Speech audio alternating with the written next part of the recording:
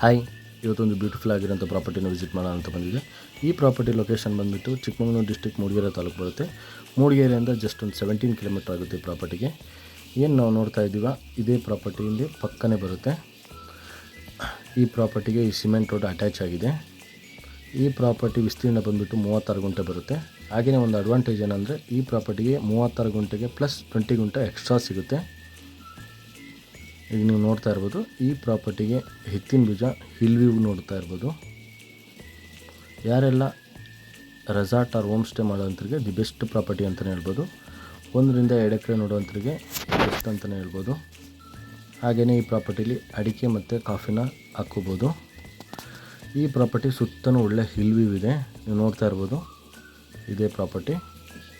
ಹಾಗೆಯೇ ಈ ಪ್ರಾಪರ್ಟಿಗೆ seller price ಬಂದುಬಿಟ್ಟು 35 ಲಕ್ಷ ಹೇಳ್ತಾರೆ, ಸ್ಲೈಟ್ಲಿ ನೆಗೋಷಿಯಬಲ್ ಇರುತ್ತೆ.